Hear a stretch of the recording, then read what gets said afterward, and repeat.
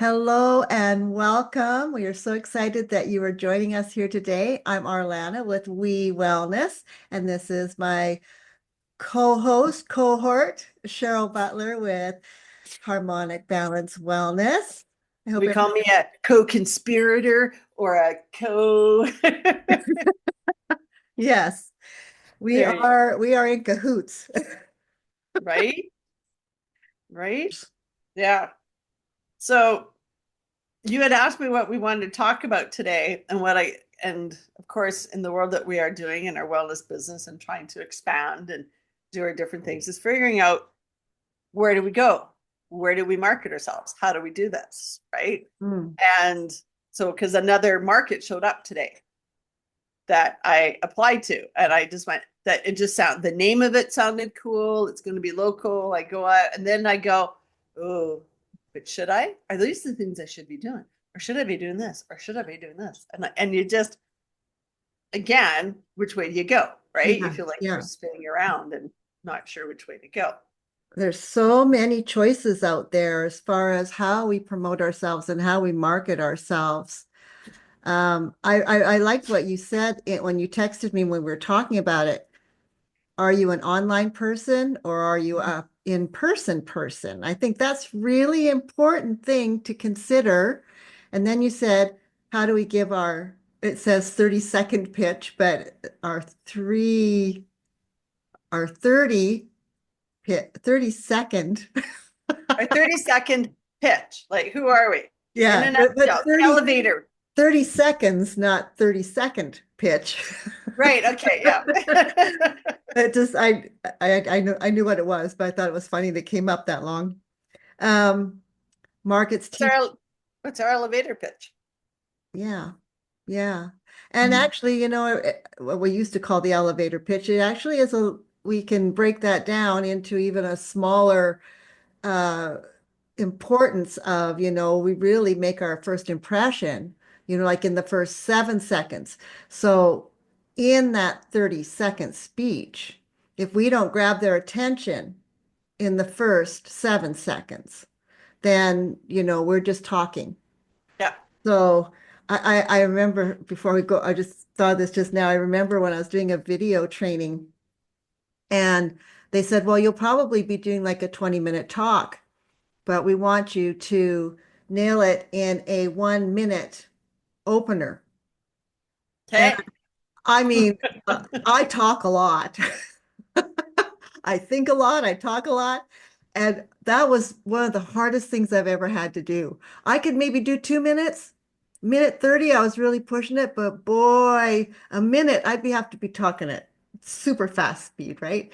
But anyways, I understand the value of that. The importance of what I was being taught, though, is Yes. you have to make your mark in those first few seconds in order to really catch people's attention and to get the interest up Absolutely. front. You Yeah. got to you got to grab their attention. You got to grab their whoa. What was that? What do you got? Okay, I'm interested. And then you can expand and breathe Right. and keep talking. But yeah, that first 10 seconds is, yeah, that's key for sure.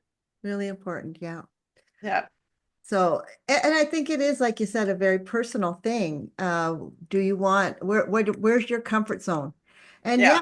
you're right. You mentioned this too. Maybe it's time to step out of your comfort zone. And for me, I love doing in-person events. I love talking to people person to person. And when I started this video program, it was because I wanted to teach myself to be comfortable speaking on camera. And so I found that very difficult in the beginning, and as soon as I'd look at the camera, I'd lose my words. Yeah. Yeah. So that's a very personal thing. Are you the same way? Like, how do you feel you connect with people better? I'm definitely an in-person. I'm a Leo. Pay attention to me, right? I like the one-on-ones. I like being able to really attract eye to eye contact. I'm a very eye person. So when I'm on these things, I'm like, where do I look? Because I think it's funny watching videos when everyone's eyes are looking on their screen, but not at me, because I'm trying to listen to them talk to me. But yet it's awkward talking to this little circle at the Mm-hmm. top of the screen, right? Mm-hmm. I don't Yeah. know how they do it on the news because they're talking to a prompt, right? Not to a person.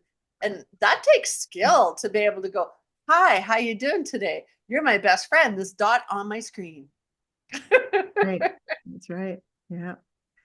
And that is a really important tip that I also learned in some of these programs is it's a little off topic, but it's going to bring us right back to it, is that when you're niching down and you're figuring out who you're going to be talking to, who is that person down to a very narrow you know, concept and vision, to the point where you maybe even cut a picture of that person out and put it on, tape it to the side of your screen. Yeah, So but you you don't want it really too are far to the talking side. to a person. Yeah, Yeah. yeah. But Maybe right at the top.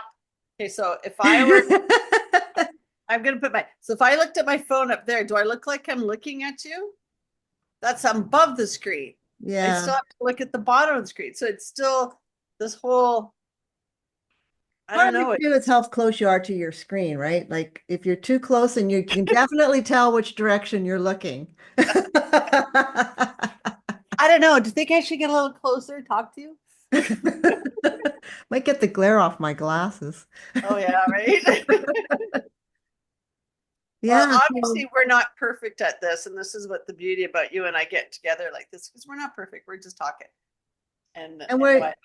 you know, I love doing in-person events, like you said, and we've done some together, and even in that time, we've learned a lot about our presentation, and that may be a really good thing to throw in there too, is, don't just base your presentation on what other people tell you to do, and take a bunch of ideas, and you got to try them. You got to Yeah, figure out what fits for you and how it feels for you and how you're going to interact with people person to person. It's totally different to be at a market and set up. I mean, then you're talking even, how do you set up your booth for the most engagement? right. Getting people to How much is too much? That's why I think one of our last ones that we did together, I ended up going, next time I'm not bringing half the stuff with me. Nobody looked at it. Like this wasn't the place for all this stuff kind of thing, right? So how much work do you want to put into it? And Yeah, what is it that you're trying to attract, right? that's right. So yeah, What is it that you're marketing? What is the purpose for you to be there that go round? Yeah, and sometimes that's just as hard of a conversation to have with yourself as who is my target demographic. yeah, It's figuring that out, because it's so easy to want to market to everybody and to solve everybody's problem and just be open to what the universe brings you.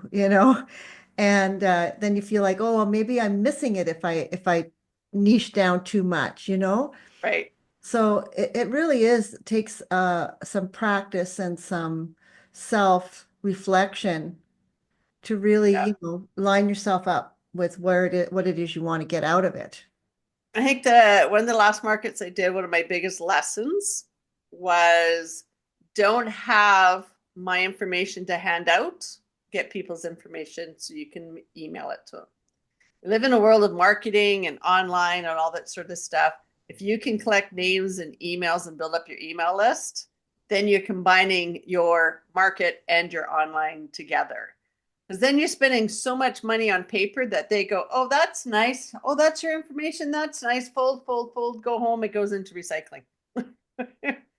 you know, Unless they were bought something from you or really intrigued, maybe get them booking an appointment with you right there. But one of my lessons was stop wasting money on all this paper and just have a sign up sheet. Well, That was and a big one. I've learned too in these last 6 months or so, when I was doing marketing, where I was giving out tangible items, Right. you know, what are you contributing to as far as, recycling and being wasteful And I even find, well, I think the QR codes are great because people can just scan them and they'll go straight to the website. People don't, the younger generation today, they don't hand out business cards, or, you take their phone number, they put it right in your phone, right? So we can minimize so much of that paper usage and confusion of all the stuff we've got. I mean, you can even get apps for your phone that take pictures of the business cards and it'll file them for you on your phone. Yeah. So, we don't have to be giving out lots of information. If you can get them to go to your website and you've got videos on your website, you've got, all the information there that they might want to see. I don't know how many people just go home and throw all that stuff in the trash or put it in a safe place and never look at it again, you know? Well, I do. Every time I come home from a market, I got my little bag or in my purse and I pull it all out and I go, I forget who that guy was. I have this business card. I have to Google him or, Yeah. kind of looking. Yeah, it's hard. But at the same time, I have fun in the in person. I have fun talking to people and get so excited. But then I forget to do things like take pictures of our booth or take a video of our booth. Like combining the in person and social media is it's a whole new world still for me. Even it's not a new world because people have been doing it for years now, but it's a new world for me and trying to remember that.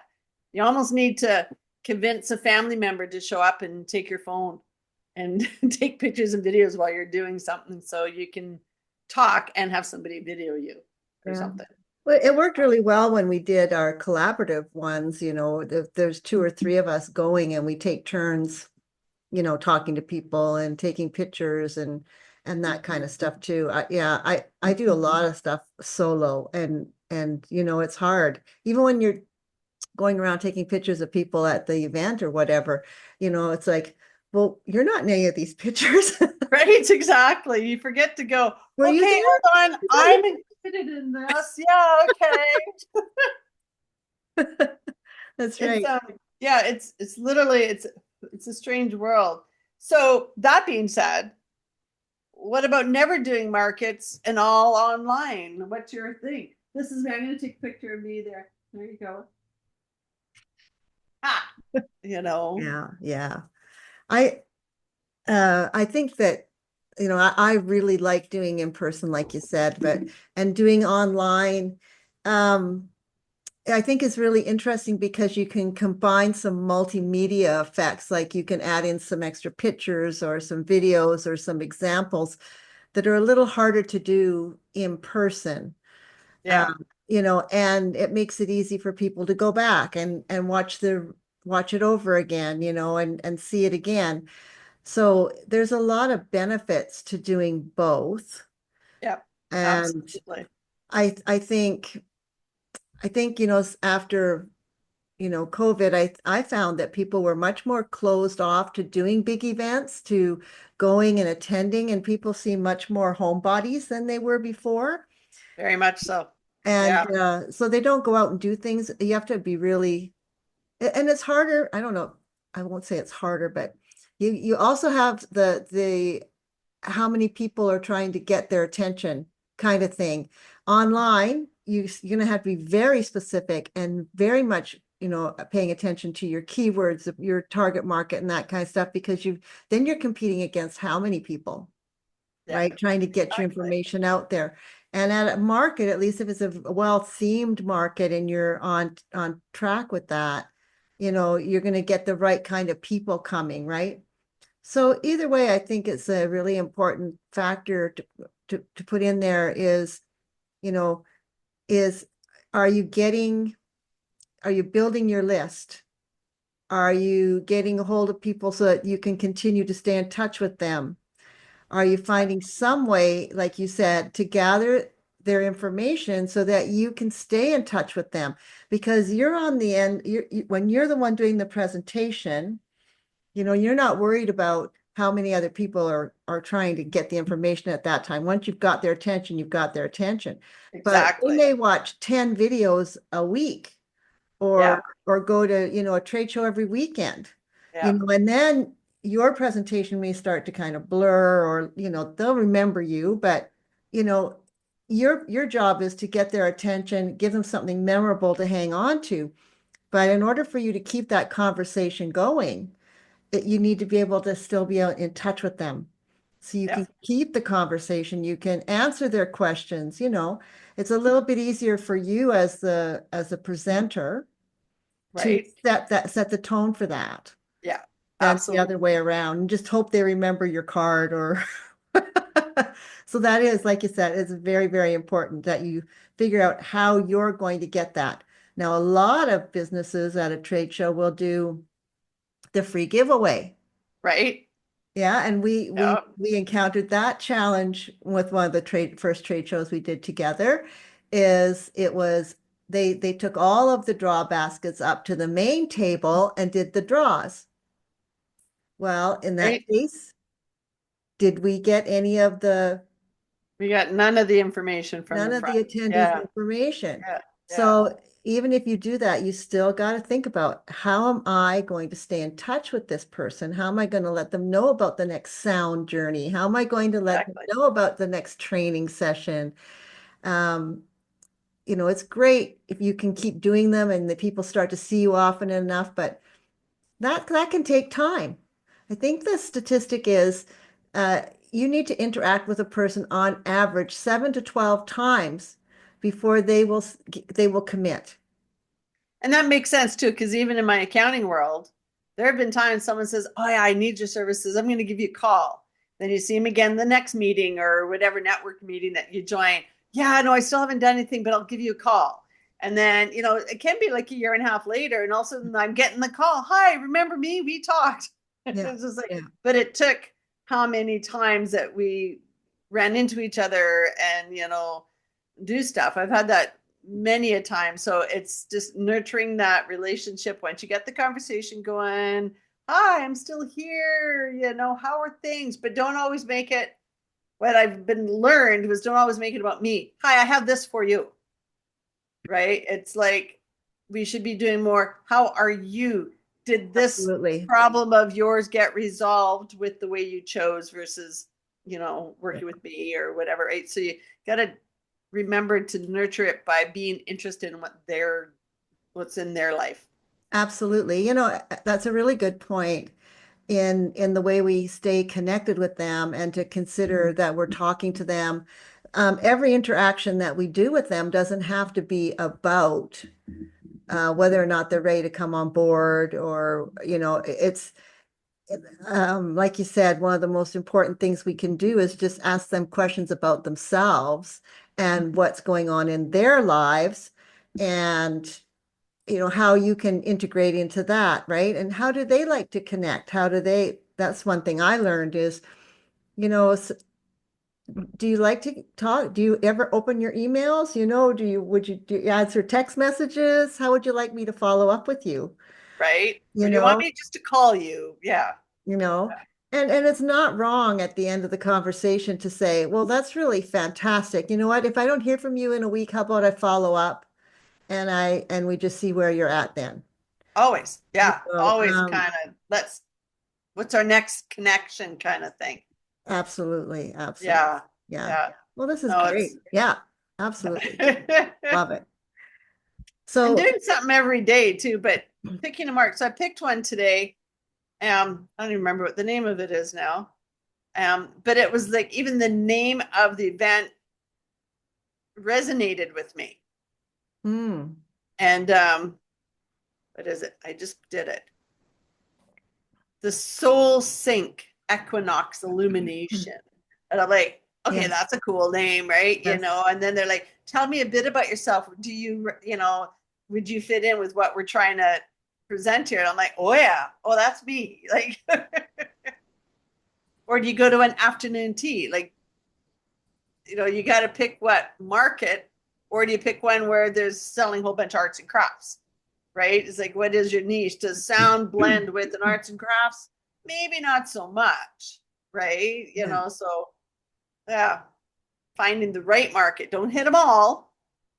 exactly. And it's good, it's okay to ask them too. And some markets are very selective in that they may say, Well, we're only going to have one tarot reader and we're only going to have one person selling pottery or whatever. But the little questionnaire that they included, I thought was is really quite brilliant on a couple of levels. One, you're not just pre-qualifying, they're not just pre-qualifying you. You're Yeah, pre-qualifying if the event is a good fit. exactly.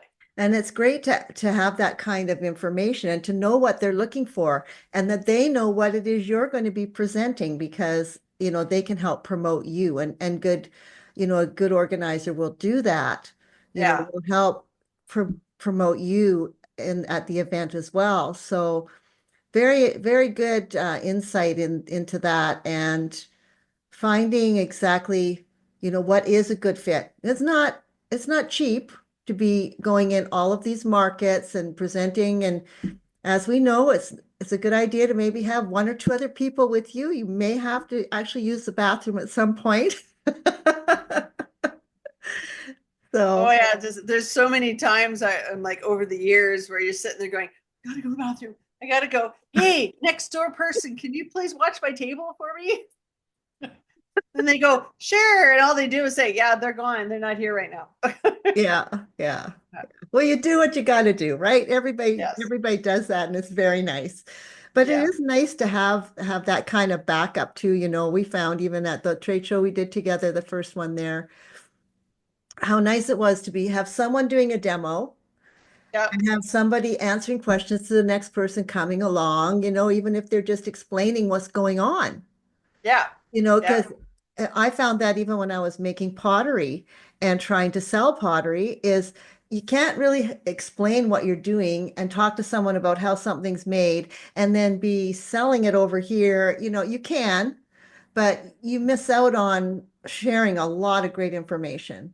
Yeah. And then That for us, it was we had that third person that we got to leave the booth and go visit other vendors, see what's going on, and maybe with the vendors themselves, there are some collaborations and people that you could work with, kind of thing. absolutely. Yeah. So having three at the table that one time, it was a lot of fun that we just rotated and played and whatnot.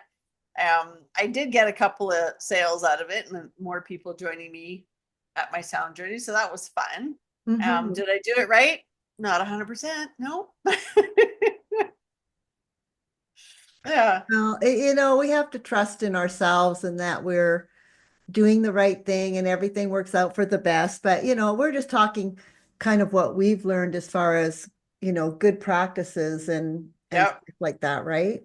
Yeah. And what we've found to be powerful and helpful when you put yourself into these situations.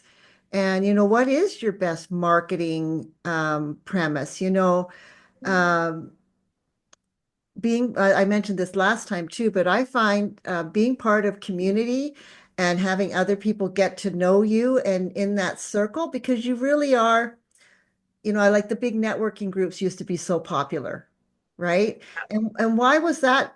One of the things that we did in the one group I was part of is that it was more like a referral business, Yeah. right? And Yeah. that's what like Alignable does, Yeah. right? Is you kind of get points the more people you share with. Well, if you're in a group of 20 people and everyone gets their chance to share and what they do, and everybody gets to know you at that level, they become your best advocate. They're Yeah. they're your best marketing agent. Because trust me, the know, like, and trust coming as a referral is way more powerful than you getting up there and trying to sell yourself. Yeah. Oh, Because 100%. referral Yeah. is the most powerful thing, right, that you can get. So being part of any kind of community where you're sharing it with each other, where you're promoting one another, where they actually understand and know what it is you're doing is such a powerful way.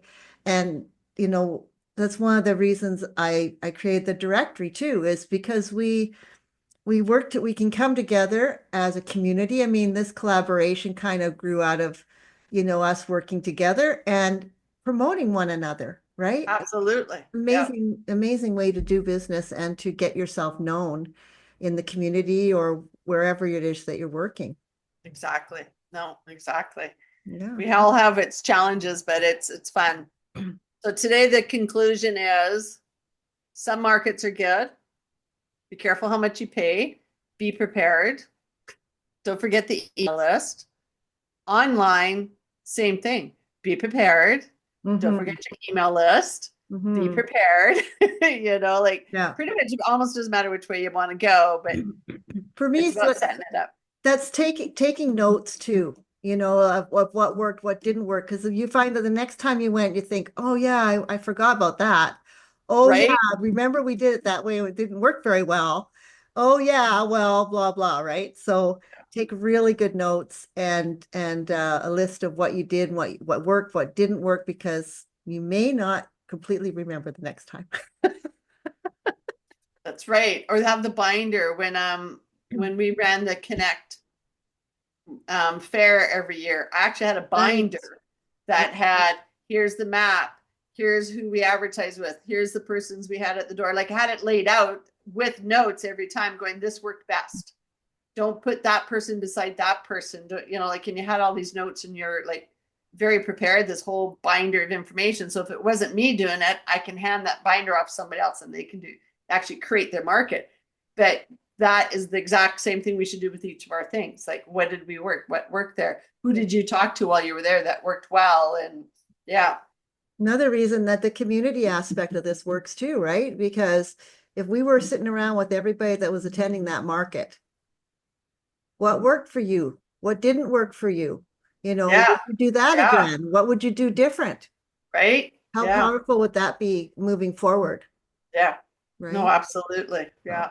I think that's fabulous. I think, we've covered a lot of the aspects of either being online or however you're going to market yourself, and the things that you really should look out for.